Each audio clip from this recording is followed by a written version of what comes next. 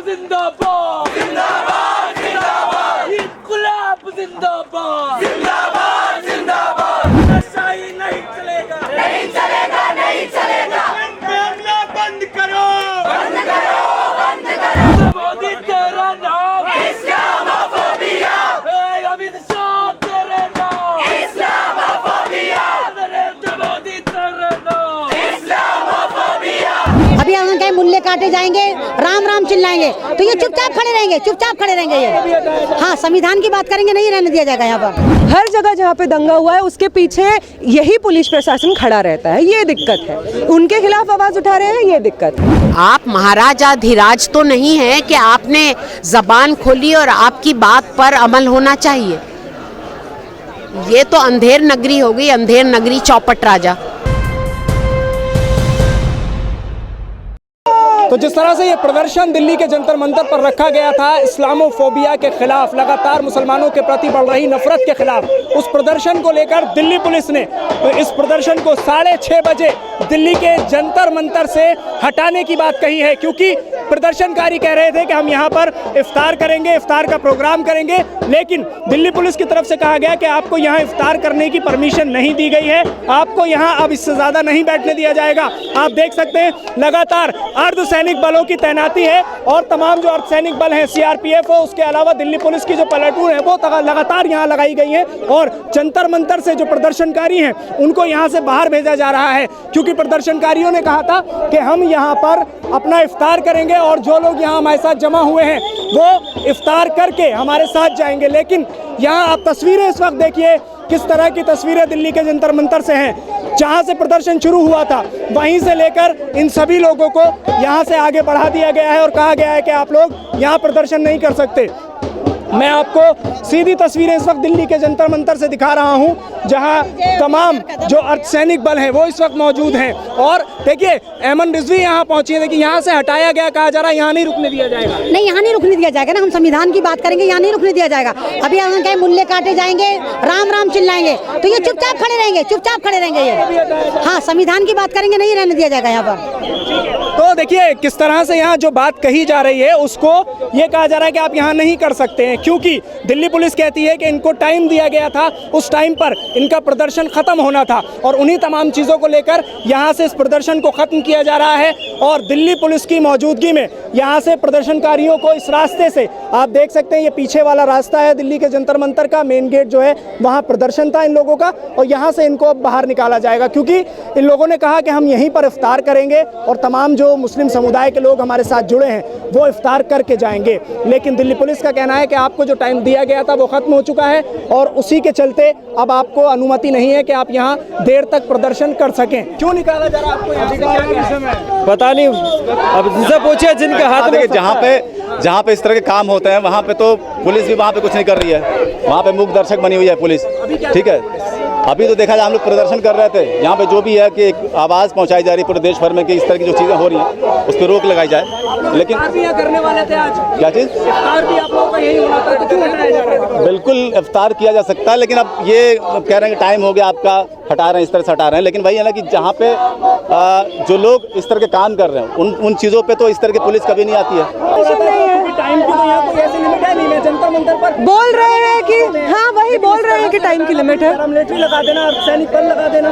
BJP की rally हो रही होती तो शायद नहीं हटाया जाता, हम लोग की रैली हो रही है तो शायद हटा रहे हैं। क्या आवाज़ उठा रहे हैं जो आपसे इतनी दिक्कत है?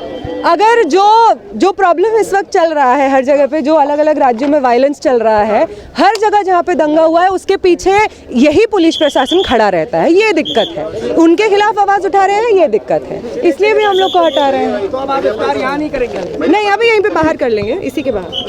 हमने भी सर कोऑपरेट किया, एप्लीकेशन दिया सर आपको 5 बजे तक होती है। सुनिए ना, 15 मिनट के लिए यहाँ पे इफ्तार करने दीजिए, फिर हम लोग चलेंगे। सुनिए ना स्वाति जी, 15 मिनट के लिए इसी के बाहर करेंगे। मैडम बहुत हो गया, ठीक है, 15 मिनट तो करेंगे।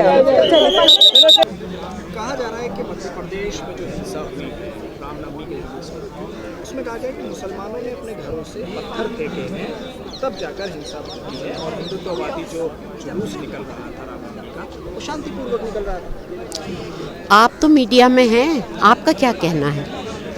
आपको तो खुद पता होगा ना। मैं तो यहाँ बैठी हूँ दिल्ली में, मुझे जो इन्फॉर्मेशन है अलग अलग तरह की इन्फॉर्मेशन है। मुझे ये भी मालूम है कि मस्जिद को डिमोलिश करने की बात आई, मस्जिद को जलाने की बात आई, मुसलमानों के ऊपर जिस तरह से नारेबाजी की गई, जिस तरह से हमले किए गए, उसके बाद अपने बचाव में कोई क्या करेगा। मैं उनके पत्थरबाजी की सपोर्ट नहीं ले रही हूँ, बिल्कुल नहीं ले रही हूँ, लेकिन बचाव में करना और हमलावर बनकर करना, दोनों चीज़ों में फ़र्क होता है। तो अगर आप उस फ़र्क को ना समझें, या जो हमारा मेन स्ट्रीम मीडिया है वो उस फ़र्क को ना समझे, तो उनका फ़र्क ना समझना और उनकी पार्टिजानशिप उनको मुबारक। मस्जिदों के बाहर जो मॉब इकट्ठा था, क्या रामनवमी का जुलूस वहाँ से गुजर रहा था या बाकायदा? नहीं, ये सारी बातें मुझे नहीं मालूम है, मैंने आपको पहले ही बोल दिया। अब आप घुमा फिरा के पूछेंगे, मैं वही जवाब दूंगी। मैं वहाँ नहीं थी, आप बताइए, आप तो मीडिया में हैं। क्यों हुआ कि ये कहा गया कि मुसलमानों ने ही सब कुछ किया? ये तो मैंने आपको बता दिया, इसका जवाब तो मैं दे चुकी हूँ। और क्या जवाब दूँ कि हमलावर बनकर हिंसा करना और अपने बचाव में हिंसा करना, दोनों चीज़ों में फ़र्क होता है। अगर आप उस फ़र्क को ना समझें तो आप पार्टिजान हैं, और पार्टिजान होना आपको मुबारक। एक आखिरी चीज़, जी, सरकार ने ये कहा, मध्य प्रदेश के गृह मंत्री ने ये कहा कि जिन लोगों ने भी राम के मानने वालों को पत्थर बरसाए, उनके घरों को हम पत्थरों में बदल देंगे। और उसके बाद जो कार्रवाई हुई वो आपने भी देखी, हमने भी देखी। एक ही खास समुदाय के, विशेष समुदाय के घरों को, 70 से ज़्यादा घरों को डिमोलिश कर दिया गया रमज़ान केस में। जी, तो अब उसके लिए क्या कहें, मैं कोई भी अल्फाज इस्तेमाल करूंगी, निंदनीय, शर्मनाक, रिप्रेहेंसिबल, कंडेमनेबल, वो सब अल्फाज जो हैं वो कम हैं। क्योंकि आपको अगर करना है तो किस हैसियत से उन्होंने उनके ऊपर हमला किया, ये बताइए। क्या सरकार यूं ही जाकर किसी का घर डिमोलिश कर सकती है? उसका भी एक कानूनी तरीक़ा होता है। क्या उन्होंने उस तरीक़े को अपनाया? क्या उन्होंने उस तरीक़े को अपनाया? या वो बादशाह हैं मध्य प्रदेश के कि उन्होंने हुक्म दिया और हुक्म सादिर हो जाए?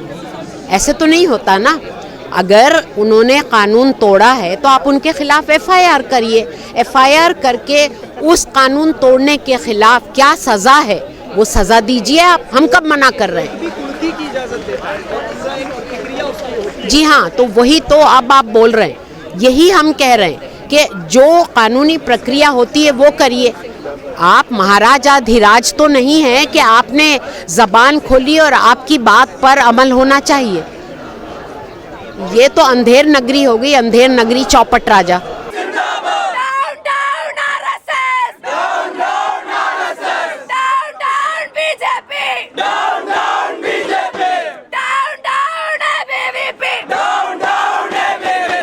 RSS terreno!